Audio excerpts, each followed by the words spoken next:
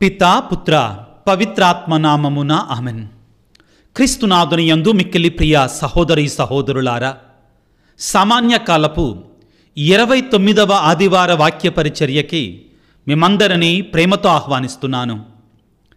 లూకాసు సువార్త 18వ అధ్యాయము 7-8 వచనములు. యేసు వారితో ఇట్లు పలికెను, అట్లే రేయింబవళ్ళు తనకు మొరపెట్టుకుని తన ప్రజలకు దేవుడు న్యాయము చేకూర్పక ఉండునా? వారికి న్యాయము చేయుటలో ఆలస్యము చేయునా? దేవుడు త్వరలోనే వారికి న్యాయము చేకూర్చునని మీతో చెప్పుచున్నాను. అయినను మనుష్య కుమారుడు వచ్చినప్పుడు ఆయన అట్టి విశ్వాసము కలవారిని చూడగలుగునా అని పలికెను. క్రీస్తునాథుని యందు మిక్కిలి ప్రియులగు సహోదరి సహోదరులారా, సామాన్య కాలపు 29వ ఆదివార ప్రధాన ధ్యానాంశము పట్టుదలతో ప్రార్థన చేయటం.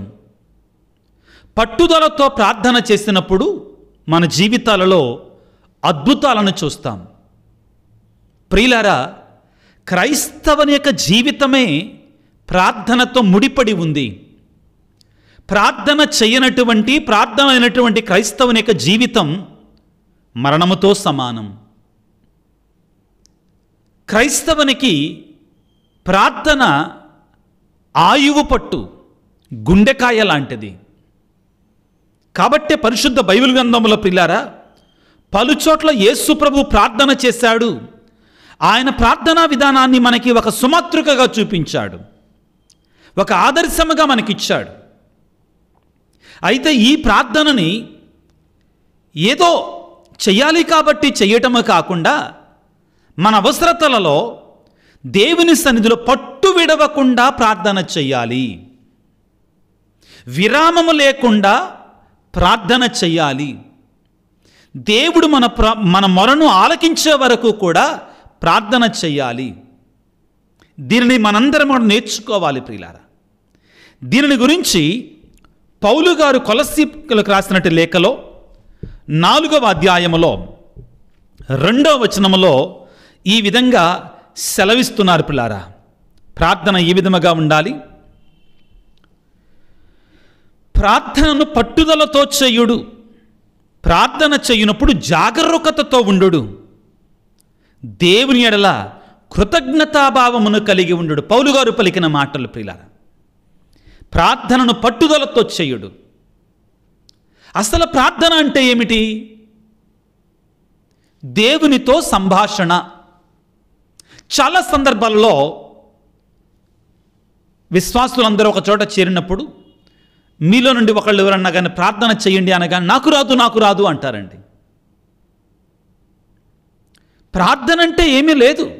ప్రార్థన అంటే నాకు తెలిసిన విధముగా నా దేవునితో నేను మాట్లాడతాను, నా దేవునితో నేను సంభాషిస్తాను. నా సంతోషాన్ని, నా ఆనందాన్ని, నా బాధని, నా కష్టాన్ని ఆయన తెలియజేసుకుంటాను. నాకేదైనా అవసరమైతే ఆయన అడుగుతాను. అన్నీ నాకు ఆయన ఇచ్చాడు కాబట్టి ఆయనకు స్తోత్రాలు చెల్లిస్తాను, పాటలు పాడతాను, జపమాలు జపిస్తాను, దివ్యబలి పూజలో పాల్గొంటే ఇవన్నీ ప్రార్థనలే. ఇవన్నీ ప్రార్థనలే. నాతో ఒక తల్లి, ఫాదర్ గారండి, నాకు బాధగా ఉన్నప్పుడు దేవుని సన్నిధికి వెళ్ళి 1-2 పాటలు పాడుకుంటానండి. ఆత్మీయంగా నాకు శాంతి, సమాధానం దొరుకుతుంది. నాకు బాధగా ఉన్నప్పుడు నేను వాక్యాన్ని చదువుతానండి. ఇంకొక వ్యక్తి, ఆ వాక్యం నాకు శాంతిని, సమాధానాన్ని ఇస్తుంది.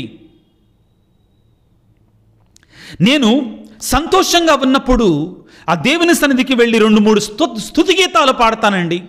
నేను జపమాల జపించుకుంటానండి. ప్రతిరోజు దివ్యబలి పూజల ఇవన్నీ ప్రార్థనలే. కానీ ప్రియులకు దేవుని బిడ్డలారా, వ్యక్తిగతమైన ప్రార్థన అది అలవాటు చేసుకోవాలి మనందరము కూడా. ముఖ్యంగా మనకేదైనా అవసరం ఉన్నప్పుడు, మన కుటుంబంలో అవసరత ఏర్పడినప్పుడు దేవుని సన్నిధిలో పట్టు విడవకుండా ప్రార్థన చేయటం మనం అలవాటు చేసుకోవాలి, నేర్చుకోవాలి. శ్రీసభ చరిత్రలో ప్రియులారా, ఎంతోమంది భక్తులు వారి యొక్క పట్టు విడవని ప్రార్థన ద్వారా గొప్ప గొప్ప అద్భుతాలు చేశారు, మహా గొప్ప అద్భుతాలు చేశారు. కాబట్టే ఈనాడు యేసు ప్రభు సువిశేషములో ఒక విధవరాలి యొక్క ఉపమానాన్ని ఇచ్చి ఆ విధవరాలు న్యాయాధిపతి దగ్గరికి పదే పదే వెళ్ళి తనకు కావలసిన న్యాయాన్ని పొందుకుంది. అదే రీతిగా మనము కూడా మన దేవుని వద్దకు వెళ్ళి పదే అడగటము ద్వారా ఒక న్యాయాధిపతి, అధర్మవర్తనుడైన న్యాయాధిపతి పదే వెళ్ళటం వల్ల న్యాయం చేశాడు కదా, మరి నీ తండ్రి ప్రేమామయుడు కదా, న్యాయవంతుడు కదా, ఆయన వెంటనే స్పందించడా నీ ప్రార్థనకి? నీవు పట్టు విడవకుండా ప్రార్థన చేస్తే? ప్రభువు పలికే మాట ఇది. పౌలు గారు మొదటి తెస్సలోనిక ప్రజలకు రాసినట్టు లేఖ 5వ అధ్యాయము 17వ వచనం నుండి ఈ విధంగా పలుకుతున్నాడు. సర్వదా ప్రార్థింపుడు, సర్వావస్థల యందును కృతజ్ఞులై ఉండు. అది కూడా ప్రార్థనే. యేసుక్రీస్తునందలి మీ జీవితమున దేవుడు మిమ్ము కోరేది ఇదే. దీన్నే దేవుడు మీ నుండి కోరేది. ఏంటి? సర్వదా ప్రార్థన చేయటం. ప్రార్థనకి హాలిడేస్ లేవండి, ప్రార్థన చేయడానికి సెలవులు లేవు. నిరంతరము కూడా క్రైస్తవుడు అనేటువంటి వాడు ప్రార్థనలోనే మమేకమై ఉండాలి, దేవునితో ఐక్యమై ఉండాలి. ముఖ్యంగా అవసర సమయాలలో ప్రియులకు దేవుని బిడ్డలారా, 1952వ సంవత్సరంలో అమెరికాలో ఒక సంఘటన జరిగింది.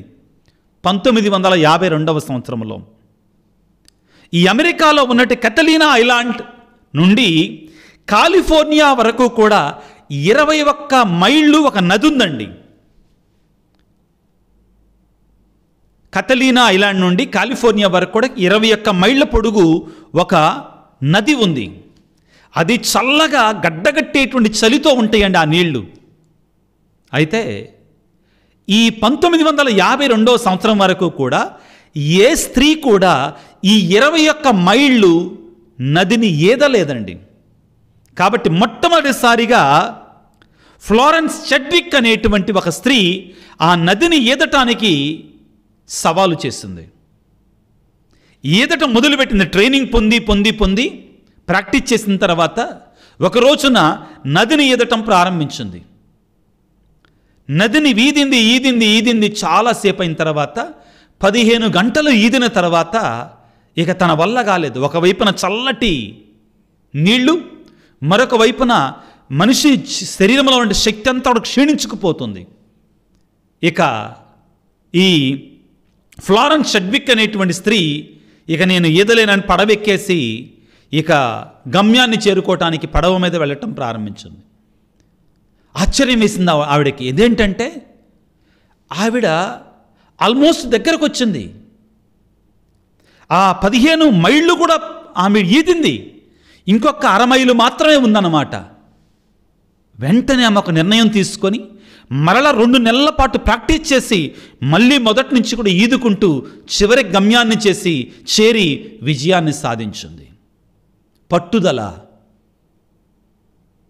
లౌకికమైనటువంటి ఇహలోక సంబంధమైనటువంటి ఇదిగో ఈ యొక్క ఫ్లోరెన్స్ చెడ్విక్ లాగా 15 కిలోమీటర్ల చలిగా గడ్డగట్టేటువంటి చలిలో ఈత కొట్టడం లాంటి ఒక సవాలుతో కూడినటువంటి కార్యాలు సాధించటం కంటే కూడా ప్రార్థనలో పట్టుదల కలిగి ఉండటం క్రైస్తవునికి ఇంకా ఎంతో ముఖ్యమైనటువంటిది. ఎప్పుడైతే క్రైస్తవుడు ప్రార్థనలతో పట్టుదల కలిగి ఉంటాడో ఆ క్రైస్తవుడు ప్రియులారా ఇహలోక సంబంధమైన విజయాల కంటే కూడా గొప్ప విజయాన్ని సాధించినట్లే. పౌలు గారు అంటున్నారు,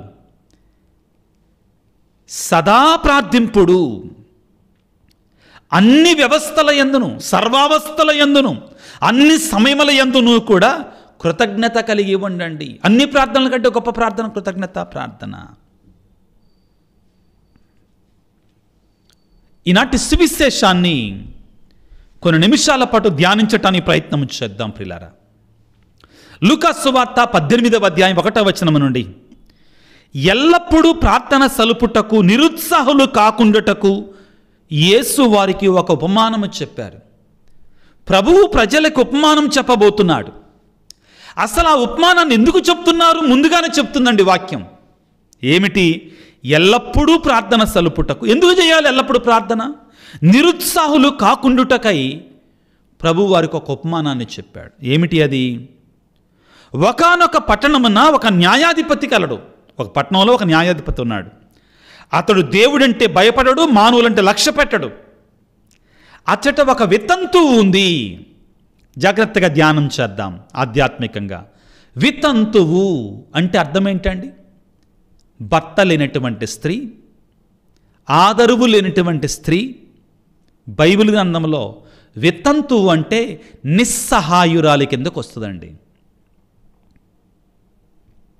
ఆవిడ నిస్సహాయతతో ఉంది. ఆమె ఈ న్యాయాధిపతి వద్దకు వచ్చి నాకు న్యాయము చేకూర్చుము. ఏదో బాధ ఉంది ఆవిడకి. ఏంటంట? నా ప్రత్యర్థి నుండి నన్ను కాపాడుము. తన ప్రత్యర్థి ఎవరో తనని బాధ పెడుతున్నాడు. తన ప్రత్యర్థి ఎవరో తనను మోసం చేస్తున్నాడు. తన ప్రత్యర్థి ఎవరో తనకు అన్యాయం చేస్తున్నాడు అని తరచుగా చెప్పుకొనుచుండేది. ఎలా అండి? తరచుగా మళ్ళీ ఆ న్యాయాధిపతి దగ్గరికి వచ్చేదంటండి. అతడు కొన్నాళ్ళు ఆమె మొరను పెడచెవిరి పెట్టాడు, పట్టించుకోలా. ఎట్లాంటి వాడు అసలు అతను? దేవుడంటే లెక్కలేదు, దేవుడంటే భయం లేదు, మనుషులంటే లెక్క పెట్టాడు అనమాట. దుర్మార్గుడనంటే న్యాయాధిపతి, అన్యాయస్తుడైనటువంటి న్యాయాధిపతి. అతడు కొన్నాళ్ళు ఆమె మొరను పెడచెవిని పెట్టెను. కానీ అతడు నేను దేవునికి భయపడను, మానవులను గౌరవించను, అయినను ఈ విధవరాలు నన్ను పీడింపకుండుటకై, ఈమె పదే వచ్చి నన్ను బాధ పెట్టకుండుటకై ఈమెకు న్యాయము చేకూర్చెదను. అతను మంచోడు కాడు, నీతివంతుడు కాడు, అన్యాయస్తుడు, దేవుడంటే భయం లేదు, మనుషులంటే లెక్కలేదు. అయినా కానీ ఈ విధవరాలికి ఎందుకు న్యాయం చేస్తున్నాడు? ఆవిడ పట్టు విడవకుండా వచ్చి నాకు న్యాయం చెయ్యన్న బ్రతిమలాడుతుంది కాబట్టి. జాగ్రత్తగా ఆలకించుదాం. అంతట యేసు వారితో ఇట్లా నేను, ఈ అవినీతిపరుడైన న్యాయాధిపతి ఏమి పలికినో వింటిరి కదా. ఏమన్నాడు? ఈమె నన్ను పీడించకుండా ఉండుట కొరకై ఈమెకు న్యాయం చేస్తాను అని పలికాడు. అట్లే రేయింబవళ్ళు తనకు మొరపెట్టు తన ప్రజలకు దేవుడు న్యాయము చేకూర్చకుండా ఉండునా? వారికి న్యాయము చేకూర్చటలో ఆలస్యము చేయునా? ప్రియులకు దేవుని బిడ్డలారా, ఉపమానాన్ని అర్థం చేసుకునే రీతిలోనే అర్థం చేసుకోవాలి. గడచిన ఆదివారము, అంతకుముందు ఆదివారం కూడా మీకు చెప్పాను. ఇక్కడ మనం పోలిక దేనికి అంటే అన్యాయస్తుడైనటువంటి ఆ న్యాయాధిపతికి దేవునికి కాదండి.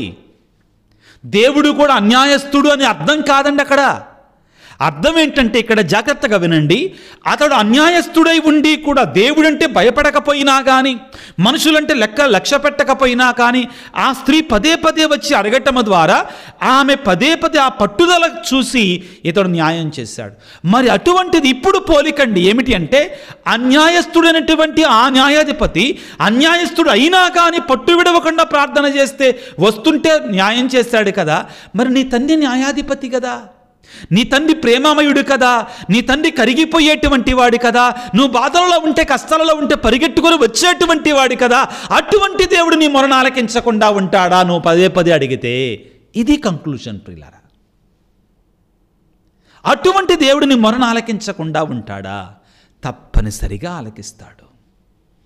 నీవు నేను చేయవలసిందల్లా ఏమిటి అంటే, ఆ దేవుని సన్నిధికి పదే వెళ్ళగలగాలి, పట్టు విడవకుండా వెళ్ళాలి, సడలక వెళ్ళాలి. ఇది మనం నేర్చుకోవాలి. లూకాసు వార్త 18వ అధ్యాయం 8వ వచనం, దేవుడు త్వరలోనే వారికి న్యాయము చేకూర్చునని మీతో చెప్పుచున్నాను. ఆ అవినీతిపరుడైన న్యాయాధిపతి అన్ని రోజులు కూడా ఉండడు దేవుడు. నువ్వు పట్టు విడవకుండా ప్రార్థన చేస్తే త్వరలోనే ఆయన నీకు న్యాయం చేస్తాడు. శ్రీసభ చరిత్రలో ప్రియులారా, ఎంతోమంది పునీతులు పట్టు విడవకుండా ప్రార్థన చేసి వారి జీవితాలలో మహా గొప్ప అద్భుతాలు చేశారు. పునీత పాదువాపురి అంతోని వారు, పునీత జాన్ మరియ వియాన్నీ గారు, ఆయన యవ్వన ప్రాయంలో ఒక గురువుగా ఒక విచారణకి వెళ్ళాడు. ఆర్స్ అనేటువంటి గ్రామానికి విచారణ గురువుగా వెళ్ళాడు. ఆయన దేవుని యొక్క వాక్యాన్ని బోధిస్తుంటే ఎగతాళి చేసేవాళ్ళు, అవహేళన చేసేవాళ్ళు. ప్రజలు అక్కడ ఉన్నటువంటి వాళ్ళు వావి వరసలు లేకుండా, దేవుడంటే లెక్క లేకుండా జీవించేటువంటి వారు. ఎంత వాక్యం చెప్పినా వాళ్ళు వినడం లేదు. పునీత జాన్ మరియ వియాన్నీ గారు ఏం చేశారో తెలుసా? ఇలా కాదు అని చెప్పేసి దివ్య సప్రసాద మందస్సాన్ని ఆయన పీఠం మీద ఉంచి గంటల తరబడి ప్రార్థన చేయటం మొదలుపెట్టారు వారి కోసం. దేవుడు ఆయన మొరను ఆలకించాడు, గ్రామాన్ని మార్చాడు. ఇట్లాంటి గ్రామంగా మార్చలా. ఫ్రాన్సు దేశంలో ఉన్న ఆర్స్ నగరం పునీత జాన్ మరియ వియాన్నీ గారు విచారణ గురువుగా చేసిన పట్టణాన్ని ఒక పుణ్యక్షేత్రంగా మార్చారు.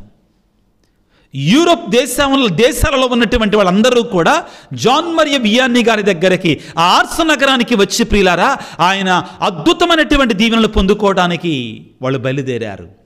ఒకటే ప్రార్థన, పట్టు విడవకుండా ప్రార్థన. ప్రభు అంటున్నాడు, దేవుడు త్వరలోనే వారికి న్యాయం చేకూర్చునని మీతో చెప్పుచున్నాను అని పలికి ఒక మాట చెప్తున్నారండి చివరిలో. చాలా ముఖ్యమైన మాట. అయినను మనుష్య కుమారుడు వచ్చినప్పుడు ఆయన అట్టి విశ్వాసము గల వారిని చూడగలుగునా. ఇది సవాలుతో కూడుకున్న సందేశం బిడ్డలారా. ఏమంటున్నాడు? మనుష్య కుమారుడు వచ్చినప్పుడు ఎట్టి విశ్వాసం పట్టు విడవకుండా, లోకం ఎలాగా ఉన్నా కానీ, పరిస్థితులు ఏ విధముగా ఉన్నా కానీ, ఇతరులు ఏ విధముగా ఉన్నా కానీ నీవు పట్టు వదలకుండా ఉండగలవా?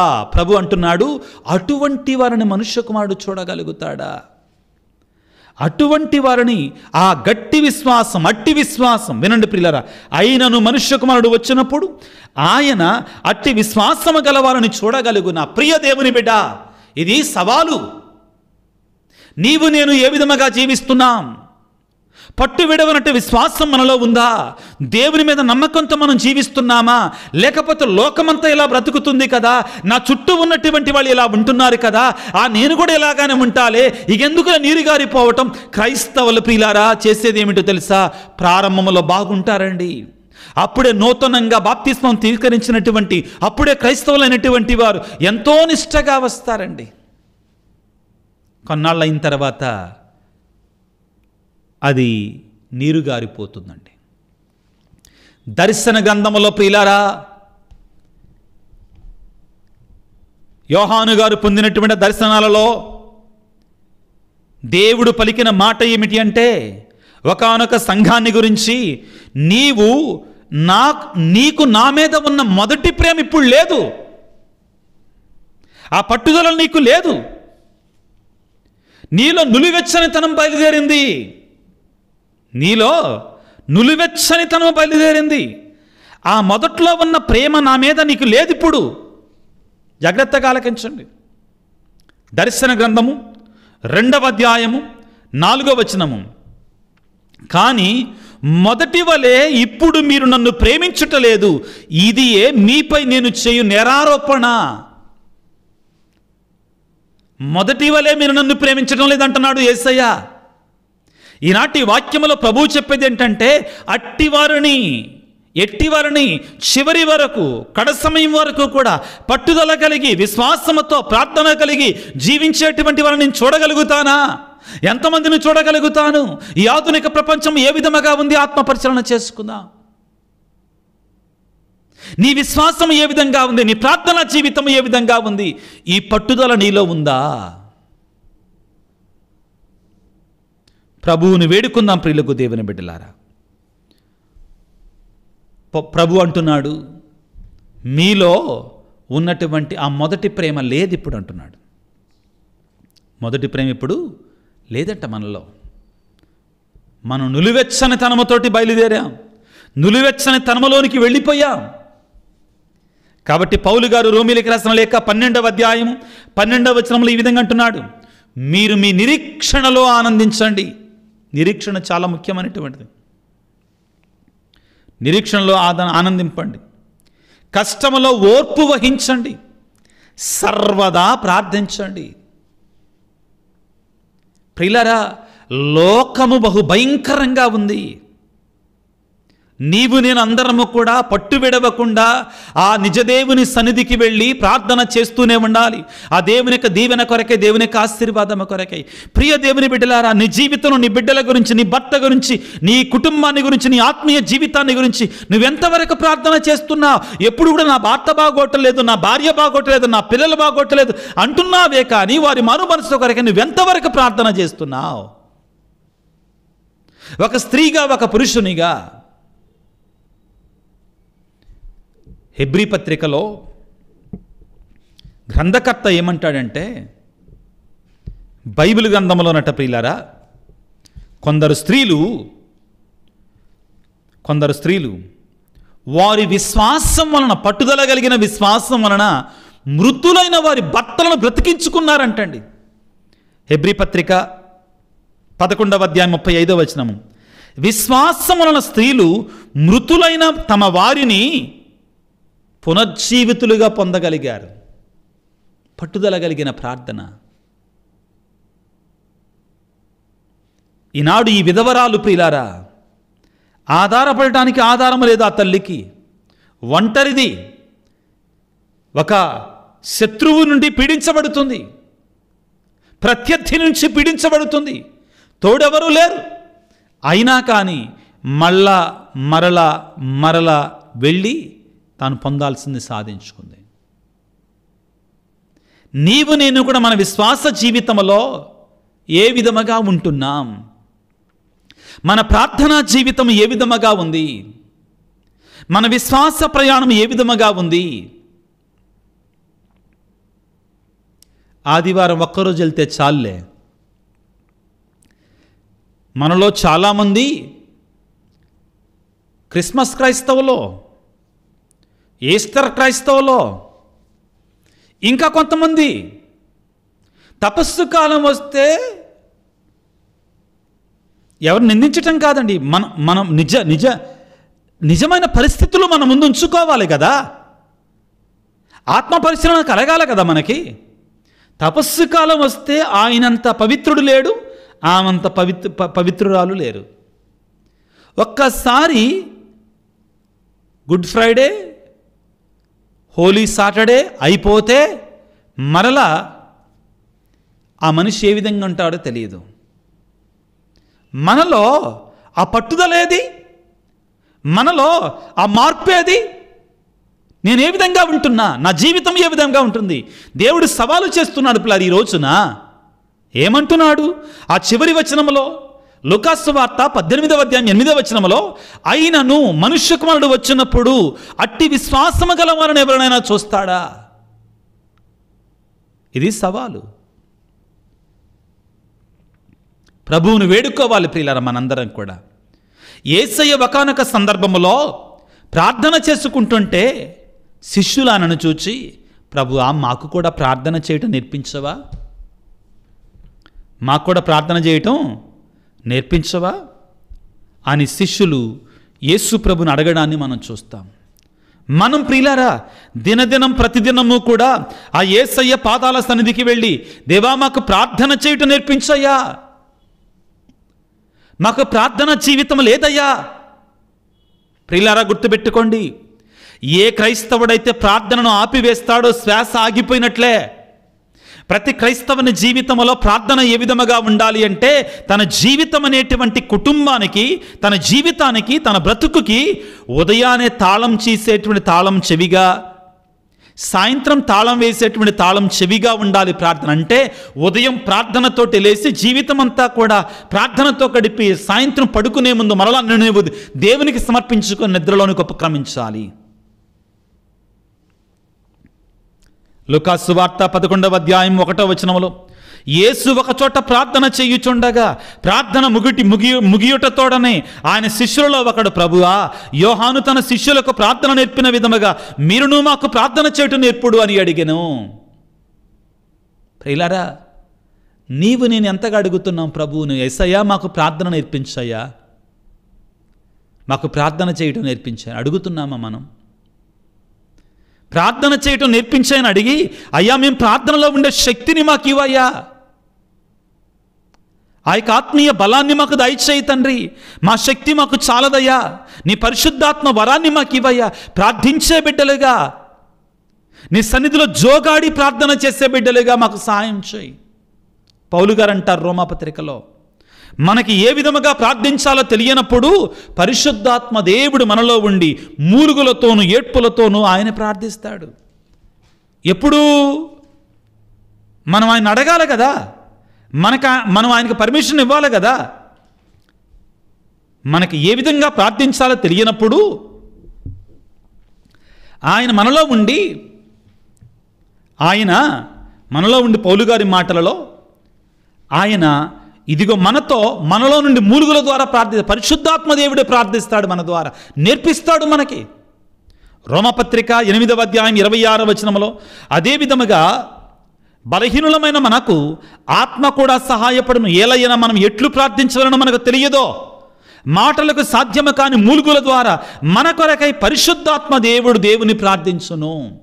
ఎప్పుడు మనం దేవునికి, ఆ పరిశుద్ధాత్మ దేవునికి పర్మిషన్ ఇచ్చినప్పుడు, అనుమతించినప్పుడు, మనం పరిశుద్ధాత్మ దేవునికి మనం అంకితం చేసుకున్నప్పుడు, when we consecrate our selves to the holy spirit, ఓ పరిశుద్ధాత్మ దేవా, నా మీద అధికారాన్ని కలిగి ఉంచు, నన్ను నడిపించు, నీ ఆత్మశక్తితో నన్ను ప్రార్థనలో జీవింపచేయి, నాకు ప్రార్థన నేర్పించని అడిగినప్పుడు ప్రభు ఈరోజు అంటున్నాడు, పట్టుదల కలిగి ప్రార్థించు ప్రియ క్రైస్తవుడా, నీ జీవితంలో మహా గొప్ప అద్భుతాలు చూస్తావు.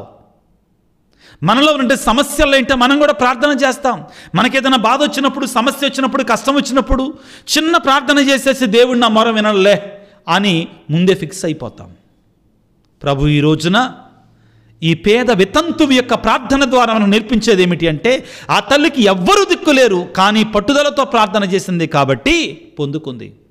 నీవు నేను కూడా తప్పనిసరిగా ఆ నిజదేవుని యొక్క దీవెనలు పొందుకుంటాం, నిజదేవుని యొక్క కృపను పొందుకుంటాం, ఆయన ఆశీర్వాదాలు ఎప్పుడు పొందుకుంటాం. అందుకే తలలో వంచి ప్రార్థన చేసుకుందాం ఆ దేవాది దేవుని మనకు అవసరతల కొరకై. సర్వశక్తిమంతుడా, సర్వోన్నతుడా, ప్రేమామయుడా, నీకు స్తోత్రాలు, వందనాలు.